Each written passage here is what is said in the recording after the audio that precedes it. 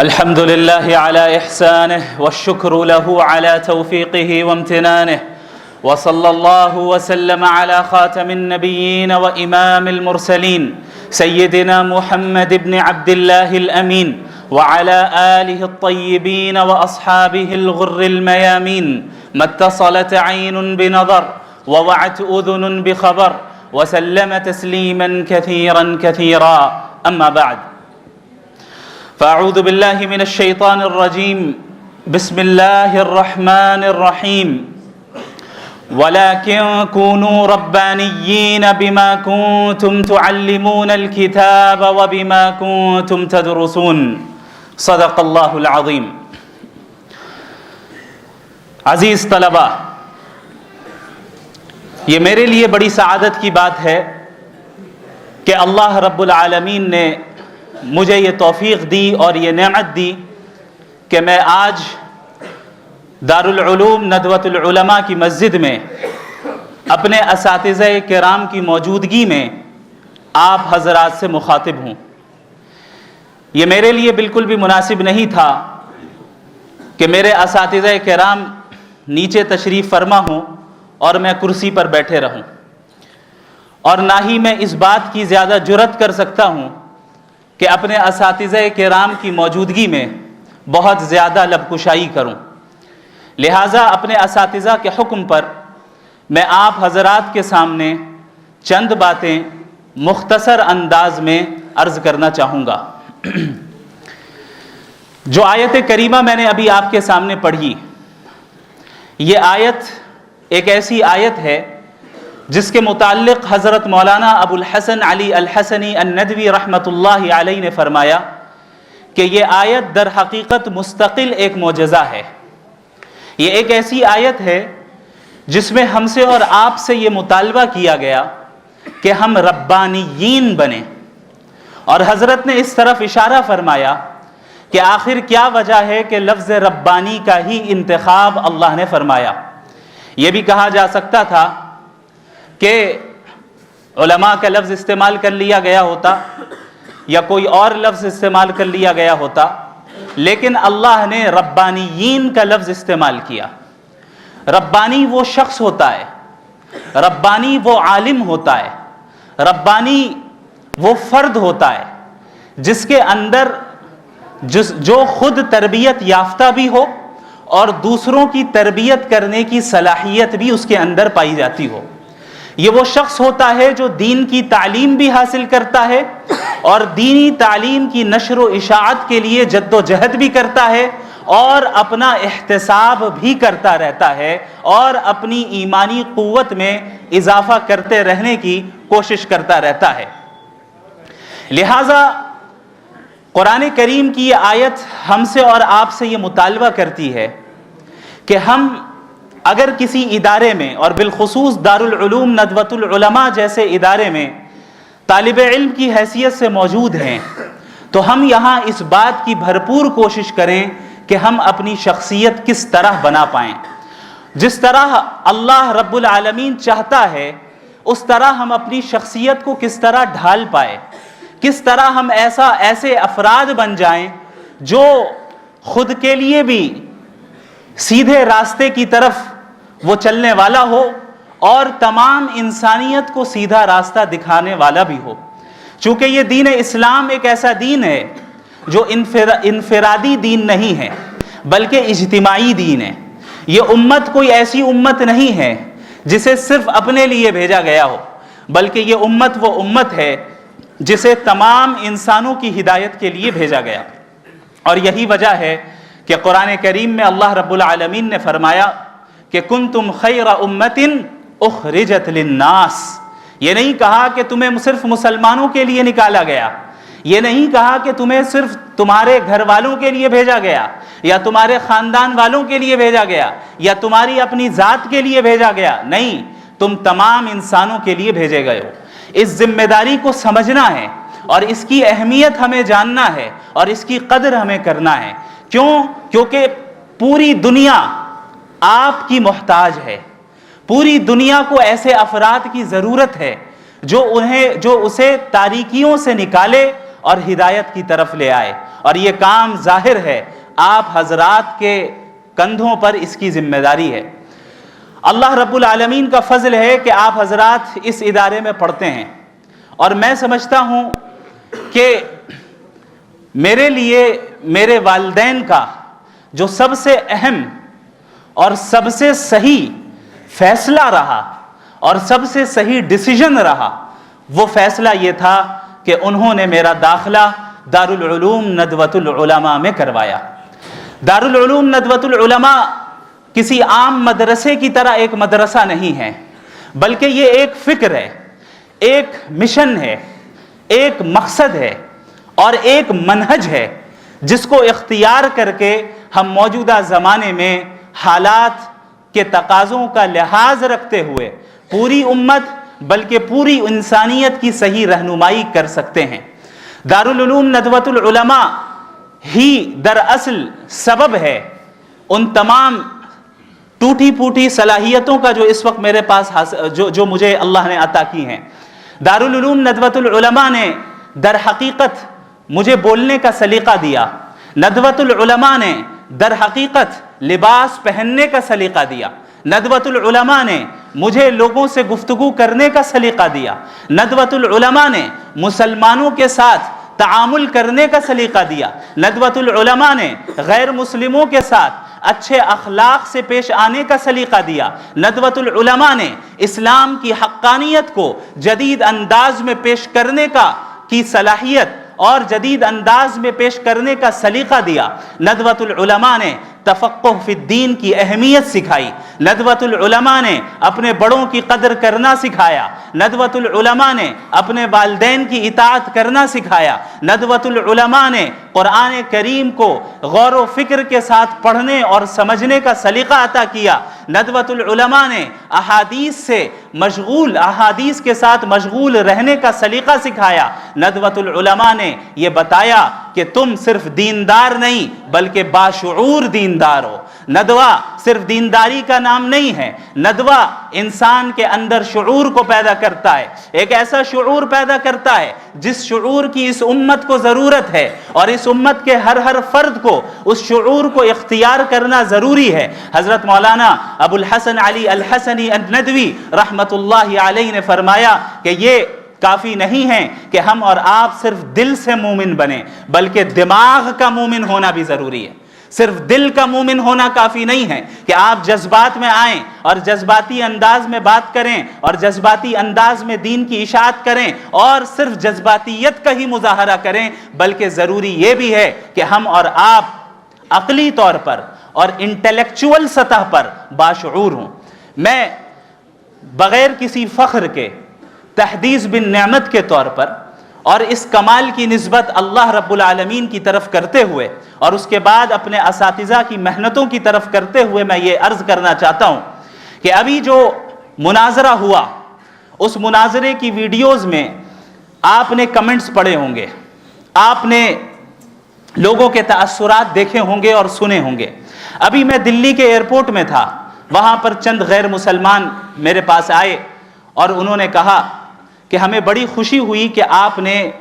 مذہب کا مقدمہ رکھا، اور اس انداز میں رکھا کہ ہمیں تعجب ہوا کہ کوئی مدرسے کا اسٹوڈنٹ بھی اس طریقے سے بات کر سکتا ہے۔ آپ ناراض نہیں ہوئے، آپ نے اس شخص کی شخصیت کا خیال رکھا، آپ نے ان کا احترام کیا۔ میں بغیر کسی مبالغے کے یہ کہتا ہوں کہ یہ سلیقہ مجھے ندوۃ العلماء نے عطا کیا، یہ سلیقہ مجھے میرے اساتذہ کرام نے سکھایا، یہ وہ سلیقہ ہے جو مجھے ان حضرات کی جوتیاں سیدھی کرنے کی برکت اور نتیجے میں حاصل ہوا،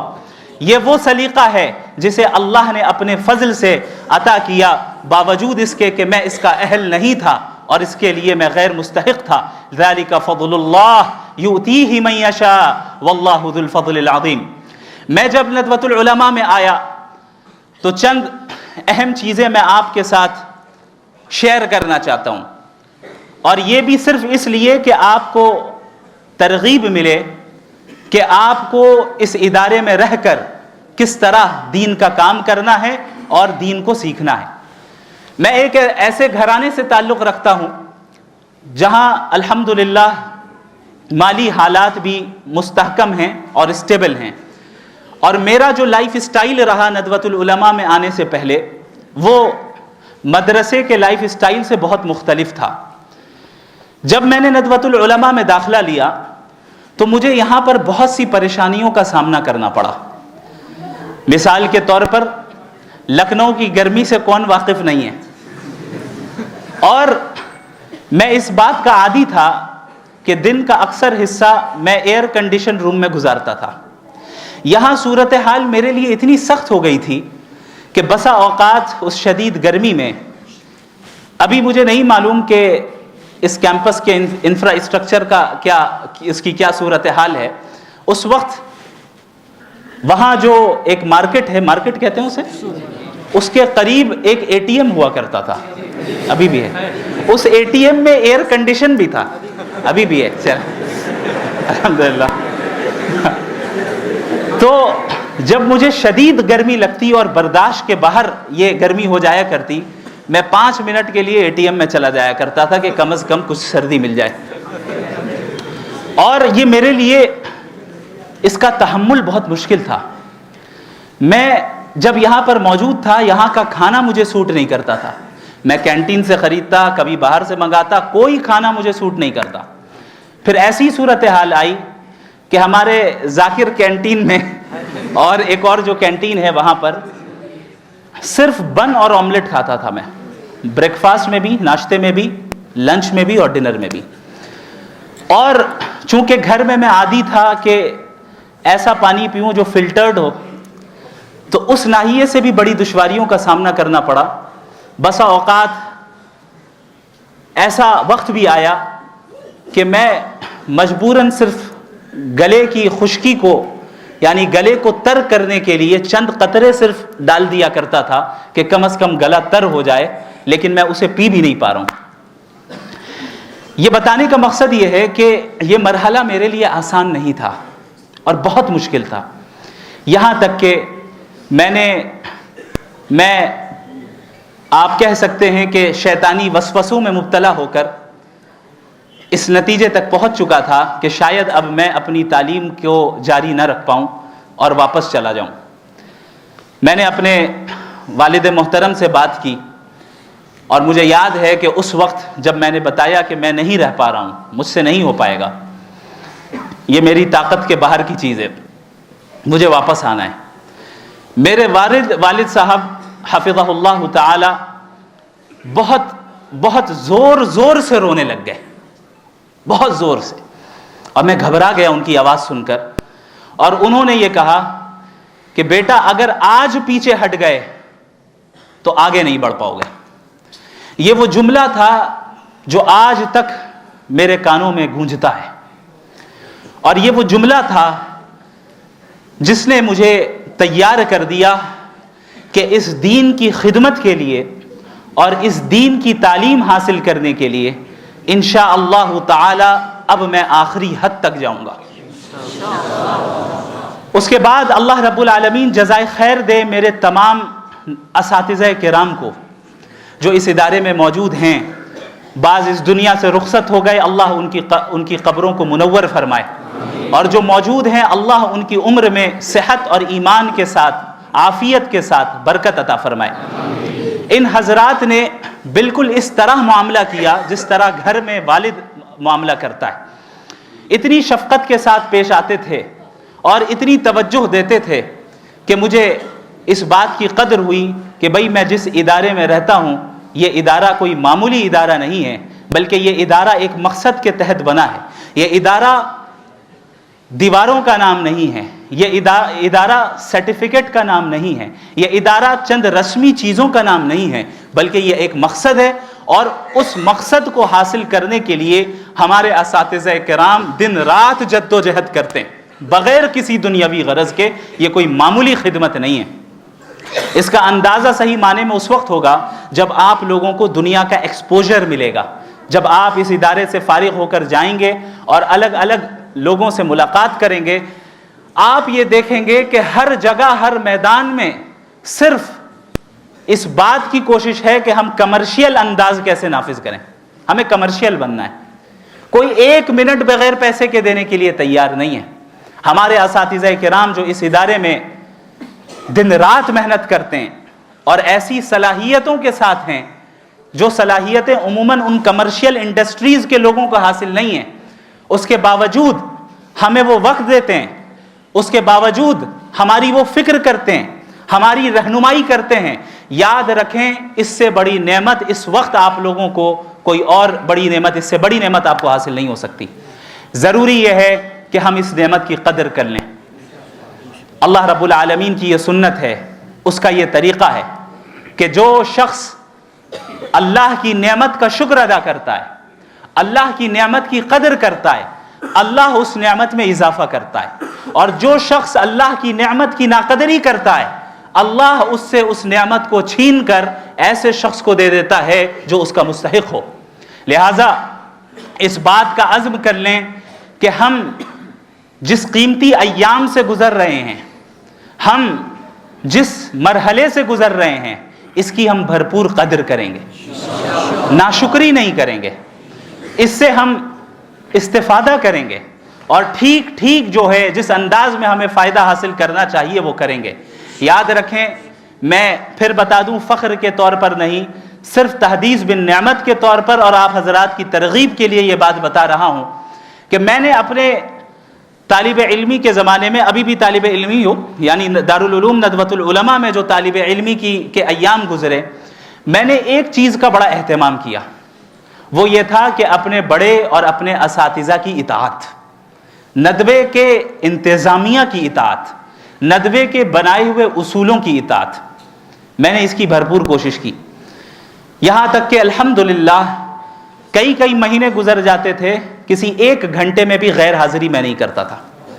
اور صرف اس نیت سے کہ کہیں ایسا نہ ہو کہ ایک گھنٹہ بھی اگر چھوٹ جائے تو اس کی برکت ختم نہ ہو. اور یقین جانیے امتحان کے ایام میں جس طرح آپ حضرات بہت پریشان ہو جاتے ہیں، پھر اگر آپ نے پابندی کی، حاضری کی اور کلاسز میں پابندی سے آپ حاضر رہے تو آپ کے لیے امتحان کا مرحلہ بڑا آسان ہو جاتا ہے. اس بات کی ہم نے پابندی کی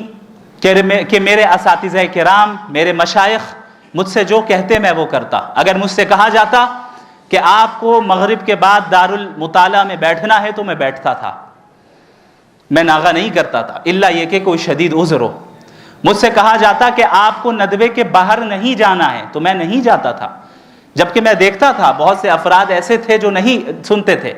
جو اساتذہ کی اطاعت نہیں کرتے تھے، وہ چلے جاتے تھے یا اسے سمجھتے تھے کہ ہم پر زیادتیاں ہو رہی ہیں، ہمیں قید کر دیا گیا ہے. لیکن آج مجھے اس کے پیچھے کی حکمتیں سمجھ میں آتی کہ ہمارے اساتذہ کرام کیوں ہمیں اس بات کا پابند بناتے تھے کہ آپ کو ندوے کے کیمپس کے باہر نہیں جانا ہے، آپ کو مغرب سے عشاء تک دارالمطالعہ میں بیٹھنا ہے تو بیٹھنا ہے، آپ کو نمازوں کی پابندی کرنی ہے تو کرنی ہے، کلاسز میں غیر حاضری نہیں کرنی ہے تو نہیں کرنی ہے. ان تمام چیزوں کو کرنے کے بعد میں سمجھتا ہوں کہ اللہ رب العالمین نے اسی کے نتیجے میں جو کچھ بھی آپ نے 20 دسمبر کو دیکھا وہ حاصل ہوا، اللہ رب العالمین کا فضل رہا. لہٰذا آپ تمام حضرات کو میں ایک مشورہ دیتا ہوں، چونکہ آپ میرے چھوٹے بھائی کی طرح ہیں اور میں ان ایام سے گزرا ہوں جن ایام میں سے ابھی آپ گزر رہے ہیں. مجھے یاد ہے کہ ایک مرتبہ حضرت مولانا محمد الرابع الحسنی الندوی رحمۃ اللہ علیہ کا اسی مسجد میں خطاب چل رہا تھا اور میں وہیں اسی جگہ پر کہیں بیٹھا تھا. حضرت نے بڑے پرجوش انداز میں یہ بات کہی تھی. حضرت کا جو مزاج تھا اور ان کی جو طبیعت تھی وہ بڑی نرم طبیعت تھی، لیکن اس وقت جس لہجے میں اور جس انداز میں اور جس پرجوش انداز میں وہ جملہ انہوں نے کہا تھا، ہم سب بالکل بہت زیادہ چوکنے ہو گئے اور بالکل ہم ان کی طرف متوجہ ہو گئے کہ ضرور حضرت کچھ چاہتے ہیں ہم سے. حضرت نے یہ کہا تھا کہ آپ میں سے جو اس وقت بے مقصدیت میں مبتلا ہے وہ ابھی اسی مسجد سے اٹھ جائے اور اس ندوے سے نکل جائے. یہ حضرت کا مزاج نہیں تھا اس طرح کے جملے کہنے کا عام حالات میں، لیکن حضرت نے یہ جملہ کہا تھا. آپ اس سے اندازہ لگائیں کہ کس کڑھن کے ساتھ جو ہے یہ جملہ کہا ہوگا، کس درد کے ساتھ یہ جملہ کہا ہوگا. کس امید کے ساتھ یہ جملہ کہا ہوگا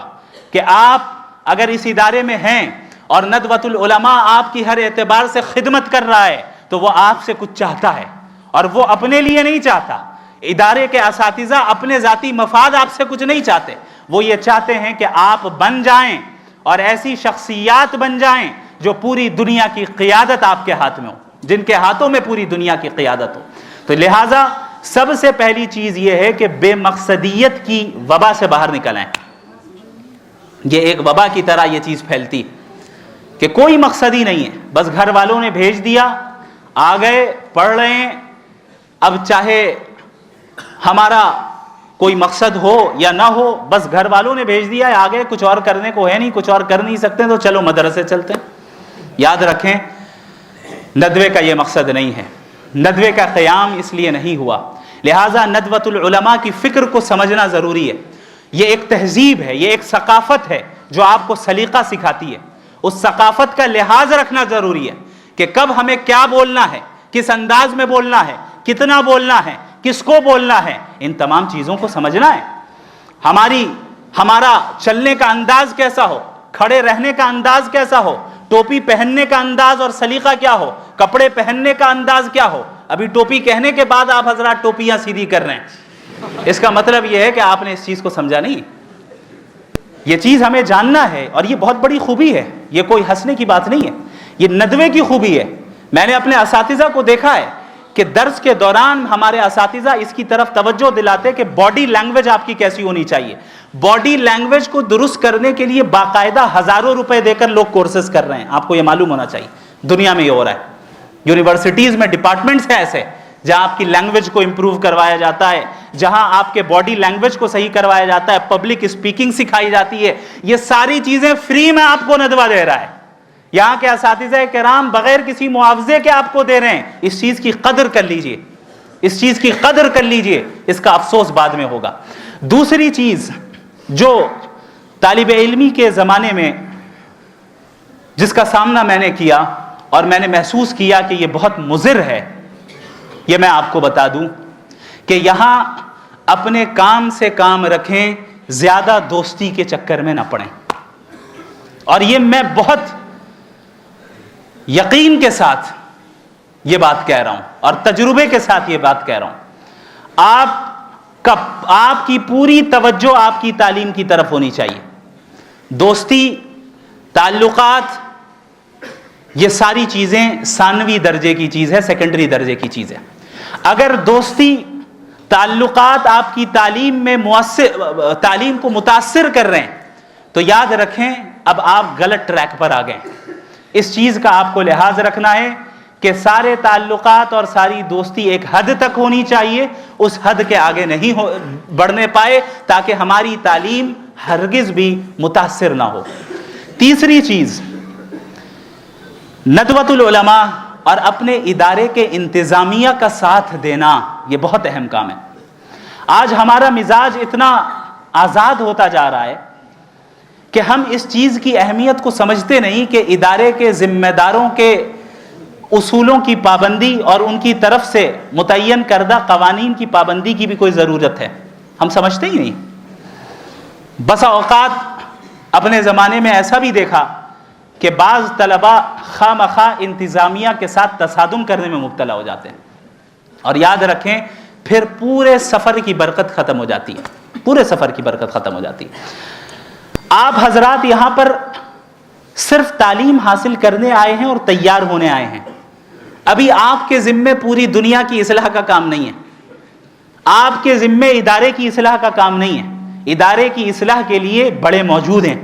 اساتذہ موجود ہیں، اور جو قوانین وہ سیٹ کرتے ہیں وہ آپ کے فائدے کے لیے کرتے ہیں، اگرچہ وہ فائدہ آپ کو نہ سمجھ میں آئے۔ یہی مثال میں نے مناظرے میں دی تھی، یاد ہے؟ انہوں نے کہا کہ بھائی اس کے پیچھے کیا حکمت ہے؟ ہم نے بتایا کہ بھائی آپ مکمل حکمت والے نہیں ہیں، جو مکمل حکمت والی ذات ہے اس کی تمام حکمت آپ کو سمجھ میں آ جائے یہ ممکن نہیں۔ یہی چیز اس دنیا میں بھی درجہ بدرجہ یہ چیز ہوتی ہے کہ اس دنیا میں بھی ہمارے بڑے جو ہیں وہ ہم سے زیادہ حکمت رکھتے ہیں، ہمارے بڑے جو ہیں وہ ہم سے زیادہ علم رکھتے ہیں، ہمارے بڑے، ہمارے اساتذہ ہم سے زیادہ تجربہ رکھتے ہیں، وہ جانتے ہیں کہ آپ کس مرحلے سے گزر رہے ہیں، وہ جانتے ہیں آپ کے لیے کون سی چیز مفید ہے اور کون سی چیز نہیں ہے۔ اگر ان کی طرف سے کوئی ایسا حکم آتا ہے جس کی حکمت آپ کو سمجھ میں نہ آئے تو اس کا مطلب یہ نہیں کہ اس کے پیچھے حکمت نہیں ہے، بلکہ حکمت موجود ہے۔ لہٰذا انتظامیہ کا ساتھ دیں،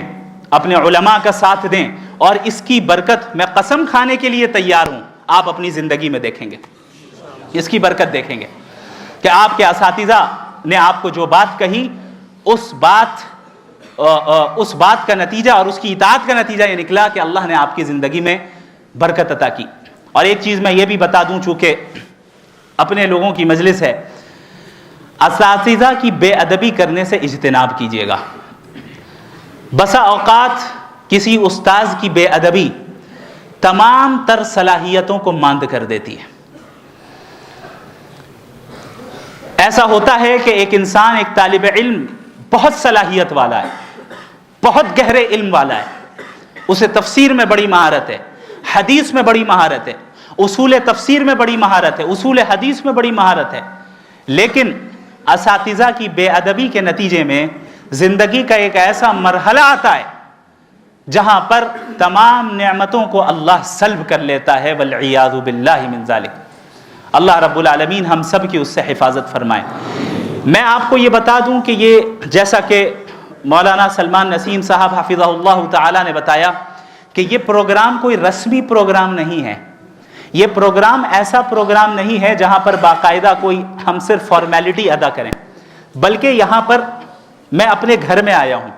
بعض اساتذہ کرام نے اس طرف بھی توجہ دلائی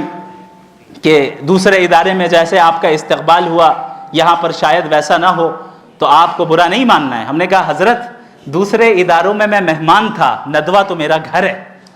میں اپنے گھر میں آ رہا ہوں، یہاں پہ مجھے استقبال ہی نہیں چاہیے۔ آپ حضرات سے ملاقات یہی میرے لیے اعزاز ہے، آپ حضرات سے ملاقات کا موقع مل جانا اور یہاں کے طلبہ اور اپنے بھائیوں سے تھوڑی دیر کے لیے گفتگو کرنے کا موقع مل جانا اور اس جگہ پر کھڑے ہو کر گفتگو کر لینے کا موقع مل جانا، اس سے بڑا اعزاز میرے لیے اور کچھ نہیں ہو سکتا۔ لہٰذا آپ ایک ایسے شخص کو سن رہے ہیں جو پرانا مریض ہے، تو پرانا مریض جدید مریض کو چند صلاح دے رہا ہے۔ ہم سب اسی سفر سے گزرے ہیں اور ہم سب بعض غلطیاں کر جاتے ہیں، لیکن یاد رکھیں اگر ہم سے غلطیاں ہو جائیں تو ان غلطیوں سے رجوع کرنا، توبہ کرنا، اپنی اصلاح کرنا، اپنے اساتذہ کی اطاعت کو قبول کر لینا اور ندوے کی فکر کو سمجھنا یہ بہت ضروری ہے۔ ورنہ ایسا بھی دیکھا جا رہا ہے کہ ندوے سے پڑھ کر نکل رہے ہیں لیکن ندوۃ العلماء کی فکر اپنے اندر نہیں رکھتے ہیں۔ ندوۃ العلماء جیسا کہ میں نے بتایا شعور کو پیدا کرنے کا نام ہے۔ ندوۃ العلماء ایک مشن دیتا ہے، اور یاد رکھیں یہ جو آج الحاد کے خلاف میں کام کر پا رہا ہوں اس کی اصل فکر مجھے ندوۃ العلماء سے ہی ملی، اور بالخصوص حضرت مولانا ابو الحسن علی الحسنی الندوی رحمہ اللہ کی تحریروں سے ملی۔ جب آپ حضرت کی تحریروں کو پڑھیں گے تو آپ کو اندازہ ہوگا کہ مغربی تہذیب کے خلاف وہ کب لکھ رہے ہیں۔ ایسا محسوس ہو رہا ہے کہ شاید آج کے لیے وہ لکھ رہے ہوں۔ انہوں نے ہی فرمایا کہ مجھے یقین ہے کہ اگر آج ابو حنیفہ، امام مالک، امام شافعی، احمد بن حنبل رحمہم اللہ اجمعین بھی زندہ ہوتے تو شاید تھوڑی دیر کے لیے فقہ کی تدوین کو بھی روک دیتے اور الحاد جدید اور مغربی تہذیب کے مقابلے میں لگ جاتے۔ حضرت نے یہ فکر دی، حضرت کی تحریروں سے یہ فکر ملی، ندوۃ العلماء سے یہ فکر ملی، پھر اس فکر کو لے کر میں آگے کچھ کام کر پایا اور کر رہا ہوں۔ اللہ رب العالمین سے دعا گو ہوں کہ اللہ مجھ سے بھی اور آپ سب سے دین کا کام لیتا رہے۔ اللہ رب العالمین ہم سب کو دین کا تفقہ عطا فرمائے، دین کی سمجھ عطا فرمائے، دین پر عمل کرنے والا بنا دے، ندوۃ العلماء کی قدر کرنے والا بنا دے، یہاں کے اساتذہ کی قدر کرنے والا بنا دے، ندوۃ العلماء کے انتظامیہ کا ساتھ دینے والا بنا دے،